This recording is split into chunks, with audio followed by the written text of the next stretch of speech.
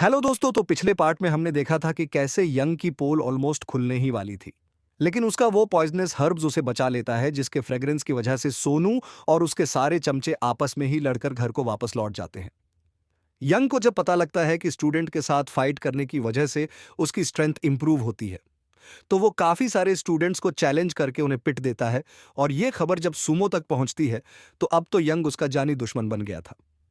यहां अपने cultivation level को इंप्रूव करने के लिए यंग को एक और मार्शल आर्ट मूव्स मिल जाता है, जिसे प्रैक्टिस करने के लिए उसे बहुत सारी यंग एनर्जी की जरूरत थी। रात में उसे जंगल से चमकती हुई चीज नजर आती है, जिसके पीछे पीछे वो जंगल पहुंच जाता है। इस पार्ट के स्टार्टिंग में दिखाते हैं कि जंगल जाते हुए यंग को ड्रैग एंड माउंटेन क्लिफ नजर आती है। उस क्लिफ एंड के पास पहुंचने के बाद उसे नीचे एक लावण नदी नजर आ रही थी, जहां से बहुत ज्यादा स्ट्रांग यंग एनर्जी रिलीज हो रही थी। उस यंग एनर्जी को चेक करते हुए वो कहता है कि अगर मैंने अपने छत के रूप पर जाकर चेक नहीं किया होता, तो मुझे कभी इस जगह के बारे में हमें पता नहीं लगता। और फिर वो फटाफट वहां पर कल्टीवेशन करने लगता है, क्योंकि वहां की यंग एनर्जी बहुत स्ट्रांग थी। वो एक ड्रैगन फॉर्म में अपीयर होते हुए यंग की बॉडी के अंदर घुसते जा रहा था, जिससे उसकी बॉडी से बहुत ज्यादा फायर रिलीज होने लगता है। यंग इस परफेक्ट प्लेस पर बैठकर रात से लेकर सुबह तक कल्टीवेशन करते जा रहा था। लगातार कल्टीवेशन करने के बाद जब वो फाइनली ब्रेक थ्रू करके अपनी पावर को चेक करता है, तो वो एक ड्रॉप के फॉर्म में फायर रिलीज कर पा रहा था। ये फायर ड्रॉप देखने के बाद कहता है कि ये काफी ज्यादा छोटा है, लेकिन फिर भी इसका अटैक बहुत ज्यादा इफेक्टिव होगा, और वो हमें इसे टेस्ट करके भी दिखाता है। जहां उसके थोड़े से ही अटैक करने के बाद वहां पर मौजूद एक पत्थर हो चुका था। यांग अपने मन में सोचता है कि इतनी जल्दी वो इस अटैक को सबके सामने नहीं लाएगा। जब तक कि कोई क्रिटिकल मूवमेंट नहीं आ जाता, उसके ऐसा सोचते ही उसे ऐसा महसूस होता है कि कोई पीछे से उसे देख रहा हो। खतरा महसूस होने पर वो इंसिडेंट रिएक्ट करते हुए उस वायर ड्रॉप का यूज करते हुए अटैक थ्रो कर देता है। पर उसके पीछे तो एक ओल्ड मैन मौजूद थे, जो बड़े ही तेजी से उसके इस अटैक को टॉर्च कर लेते हैं। और फिर वो उसके पास पहुंचकर एक फिंगर से ही धक्का मार के उसे काफी पुश कर चुके थे। इतना जबरदस्त रो होने के बाद भी यान खुद को संभाल लेता है। वो एल्डर तो यान को देखकर कह रहे थे कि इतनी छोटी उम्र में ही तुमने फायर ड्रॉप बनाना सीख लिया। ये तो कमाल की कल्टीवेशन है तुम्हारी, साथ ही तुम्हारा अटैकिंग सेंस भी बहुत फास्ट है। मैं तो इम्प्रेस्ड हो गया। यंग में खुद से यही सवाल कर रहा था कि पहले तो उसके अटैकिंग सेंस इतने ज्यादा अच्छे नहीं थे, फिर वो इतने फास्ट कैसे हो गए। शायद ये उसकी कल्टीवेशन और गोल्डन असुरा बॉडी का कमाल है। वो तो सेलर से माफी मांगते हुए कह रहा था कि सीनियर, मुझे माफ कर दीजिए, मैंने बिना सोचे समझे आप पर अटैक कर दिया। वो एल्डर उसे कहते हैं कि तुम्हें माफी मांगने की कोई जरूरत नहीं, बल्कि तुम्हें देखकर तो मुझे अपना एक पुराना दोस्त याद आ गया। वो भी ऐसे ही पागल की तरह गतिवेशन करता था। मैं और वो यंग एनर्जी को प्रैक्टिस करते थे। हमारा अक्सर यहाँ इस पपीरियन में आना जाना था। यंग उनकी बातें सुनने के बाद कह रहा था कि एल्डर, क्या मैं आपसे पूछ सकता हूँ कि आपको इस जगह के बारे में कैसे मालूम है। वो एल्डर बताते हैं कि ये जगह पूरी तरह से यंग एनर्जी से भरी हुई है, इसलिए जो भी यांकी को प्रैक्टिस करना चाहता है वो यही आता है। इसके अलावा लिंगसिया पवेलियन में जो भी बुरे काम करते हुए पकड़ा जाता है, उन प्रिजनर्स को यहाँ लाकर सजा दी जाती है। शायद तुम्हें इस जगह के बारे में नहीं पता, लेकिन लिंगसिया पवेलियन में इस जगह के बारे में कम बात की जाती है। यांग तो ये जानकर हैरान हो गया था कि प्रिजनर्स को यहां लाकर सजा दी जाती है। वो पूछता है कि ऐसा क्यों किया जाता है। वो एल्डर बताते हैं कि आज से 100 सालों पहले, जब यहां पर डेमंस का राज बहुत ज्यादा बढ़ गया था, वो लोगों को मारते जा रहे थे।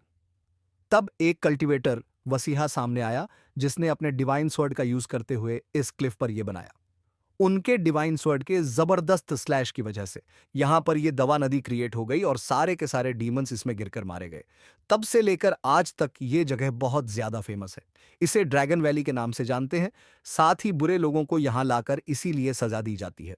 उन डीमंस को मारने के बाद धीरे धीरे यहां पर लोग बसने शुरू हुए और का निर्माण हुआ। ये एल्डर बताते हैं कि वैसे तो ये बहुत पुरानी बात है, लेकिन ये का ओरिजिन है।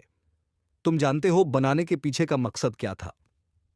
डीमोन्स को मारने के बाद भी उनके मन में यह खतरा मौजूद था कि कहीं वो डीमोन्स वापस से जिंदा ना हो जाए। इसलिए इस सिटी को प्रोटेक्ट करने के लिए उन्हें बनाना पड़ा, और तब से लेकर आज तक यहां पर बचा है। मार्शल आर्ट सीखते हैं और उनका सिर्फ एक ही मकसद है, बुराई को इस दुनिया से खत्म करना। वो ओल्ड मैन बताते हैं कि ये ड्रैगन वैली यंग एनर्जी का एक भंडार है जिसे हम ट्रेजर के तौर पे भी देख सकते हैं, लेकिन आजकल के बच्चे इन्हें इग्नोर कर देते हैं। यंग तो उनसे पूछ रहा था कि क्या आप इसी ट्रेजर को यहाँ पर देखने के लिए आए हैं? गोल्डमैन बताते हैं कि नहीं, वो तो किसी को ढूंढने आए थे, पर शायद वो उन्हें अभी नहीं मिलेगा, इसलिए वो वहां से जाने लगते हैं। यांग के पूछने पर भी वो नहीं बताते कि वो किसे ढूंढ आए थे। शरदार दी उनके जाने के बाद यांग यही सोच रहा था कि क्या सच में ये यंग एनर्जी एक ट्रेजर है। वो अपने मन में सोच रहा था कि अगर वो उस ओल्ड मैन की बातों को इग्नोर कर देगा तो इसके असर उसे बाद में देखने के को मिल सकते हैं। इसीलिए वो इन बातों को याद रखेगा। फिलहाल तो वो वहां से जाने का प्लान करता है, क्योंकि रात भर वहां गुजरने की वजह से उसे अपना घर भी तो चेक करना था। वैसे मैं एक चीज बताना तो भूल ही गई। इन एल्डर का नाम एल्डर 11 है, जिनका नाम सुनने के बाद यंग सोच में पड़ गया था कि उसने आज से पहले ऐसे एल्डर के बारे में मैं तो नहीं सुना, पर एल्डर की बातों से तो कहीं से भी नहीं लगा कि वो लिंग शॉप पवेलियन के बाहर से है। इनकी ये गुत्थी शायद हमें आने वाले एपिसोड में सुलझती हुई दिखे। फिलहाल तो यहां दूसरी तरफ जैसे ही हमारा यांग अपने घर के बाहर पहुंचता है, दरवाजा ओपन देखने के बाद वो अपने मन में सोच रहा था कि मैं तो दरवाजा बंद करके गया था, फिर किसने खोल दिया। वो तो ये सोचते ही गुस्से से भर गया था कि पक्का ये वही बेवकूफ सुमो होगा। ये मुझे फिर से परेशान करने के लिए मेरे घर में घुस गया। अंदर ताका, झांकी करने के बाद वो तो सोमो को ढूंढ रहा था, लेकिन उसे नजर आती है वो सीनियर सिस्टर जो कि वहां आराम से उसके बिस्तर पर सो रही थी। उन्हें वहां देखने के बाद तो यहाँ को 440 वोल्ट का झटका लगता है। तो जरा सोच के देखो, आप सुबह अपने घर से बाहर जा रहे हो और वापस आकर आपको देखने को मिले कि वहां पर एक लड़की सो रही है। यहाँ की आहट से अब तक सीनियर सिस्टर की भी आंख खुल गई थी और वो दोनों एक दूसरे को देखकर बहुत ज्यादा नर्वस हो जाते हैं। जो सवाल हमारे मन में था वही सवाल हमारे यांग के मन में भी था। वो उन्हें देखने के बाद कहता है कि सीनियर सिस्टर, आपका नाम क्या है? वैसे ये सवाल करने की बातों से खुद पर गुस्सा आ रहा था कि कैसे ही पहली मुलाकात में लड़की से लड़की का नाम पूछ रहा है, वो कितना ठरकी साउंड कर रहा होगा। हमारे सीनियर सिस्टर कहती है कि मेरा सरनेम जिया है। ये पता लगने के बाद तो यहाँ उनसे पूछ रहा था कि सीनियर सिस्टर्स, या आखिर आप यहाँ क्या कर रही है। वो तो कह रही थी कि इस तरीके से तुम्हारे कमरे में तुमसे बात करना बहुत अजीब लग रहा है। यहाँ का कहना था कि ठीक है, फिर हम चांद की रोशनी के नीचे बात कर लेते हैं। उसे तो अपनी हर बात पे गुस्सा आ रहा था कि किस तरीके से बिहेव कर रहे हो तुम लड़की के साथ। पर सीनियर सिस्टर तो इस बात को इग्नोर करते हुए कह रही थी कि कोई तुम्हारे लिए यूनिफॉर्म देकर गया है। मैं दोपहर को आई थी तुम्हें देने के लिए, पर तुम्हारा वेट करने पर भी तुम नहीं आए और वेट करते करते मेरी आंख लग गई। अब ये सुनने के बाद तो हमारा यांग उस सामान को लेते हुए कह रहा था कि कोई बात नहीं, नेक्स्ट टाइम से मैं जल्दी आ जाऊंगा, और फिर खुद को डांटते हुए कह रहा था कि बेवकूफ, नेक्स्ट टाइम का मतलब क्या होता है? क्या तुम सर प्रॉमिस कर रहे हो? तुम चाहते हो कि वो दोबारा तुम्हारा इंतजार करे? सीनियर सिस्टर जया भी नर्वस होकर कहती है कि तुम जल्दी आओ या नहीं आओ, इससे मुझे क्या। मैंने तो सामान देना था, मैंने दे दिया। ये बोलने के बाद वो फटाफट वहां से भाग जाती है। वैसे उनकी हरकतों से देखकर लग रहा था कि वो बहुत ज्यादा नर्वस है। उनके जाने के बाद क्या यही सोच रहा था कि पक्का ये वही जंगल वाला बंदा होगा जिसने उसके ड्रेस को फटा हुआ देखकर उसके लिए 2 जोड़ी नए कपड़े भिजवा दिए। उसे वो बंदा बहुत ज्यादा अच्छा लगा। रात में यहां सोते हुए खुद से एक ही सवाल करने लगता है कि कोई लड़की आकर उसके बेड पे क्यों सोएगी? क्या वो उसे पसंद करती है? और फिर खुद को नाड़ते हुए कह रहा था कि बेवकूफ, क्या सोच रहे हो, सो जाओ।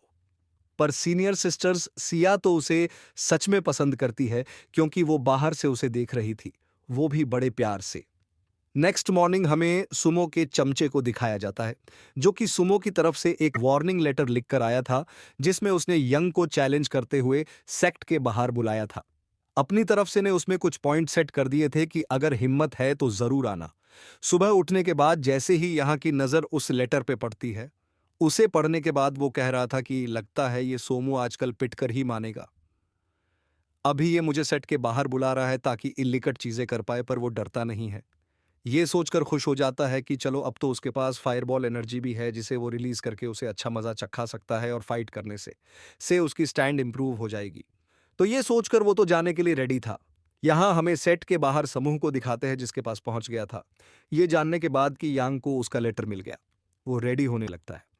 फॉर्म अप करते हुए कह रहा था कि आज 2 सेट के बाहर मैं उसे बहुत अच्छे से पीटने वाला हूं। यहां मुझे किसी चीज का डर नहीं होगा, और सेट के अंदर अंदर जाने के बाद मैं हाथ खड़ी कर दूंगा कि कोई बाहर से आकर उसे पिट गया। फिर तो एल्डर्स भी हमें कुछ नहीं बोल पाएंगे। ये सोचकर तो उसे आ रहे थे सोमो के बातों के बीच में। तभी यूथियान को एक बंदा नजर आता है जो कि अपनी गैंग के साथ आ रहा था। यूथियान सोमो को देखकर बताता है कि बॉस ये टावर का बॉस है। उन्हें अपनी तरफ आता देखकर तो सुमो कह रहा था कि मैं तो यहाँ पर उस यंग को सबक सिखाने आया था, मुझे क्या पता था कि बाकी लोग भी यहाँ जाएंगे।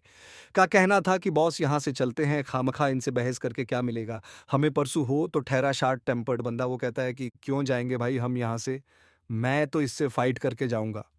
तुम्हें डर लगता है क्या? को पता था बहुत अच्छे से। वो कहता है कि आप तो ठहरे गुस्से के तेज, इनसे आपको क्या पता, सामने वाली पार्टी स्ट्रांग भी तो हो सकती है। आज तो पिटना पक्का है भाई। सामने से चेक अपने गैंग के साथ आगे बढ़ते हुए कह रहा था कि आखिर तुम लोगों की हिम्मत कैसे हुई हमारे टावर के सेगमेंट एंटर करने की। अब उसकी बातें सुनने के बाद तो हमारे सोनू को बहुत ज्यादा गुजारा था। वो कहता है कि कब से ये जंगल तुम्हारे टावर का हो गया, वो लोग तो क्या है, जानते हैं कि अभी भी ज्यादा देर नहीं हुई है, ये एक्सेप्ट कर लो कि ये हमारे सेट का एरिया है और यहां से दफा हो जाओ।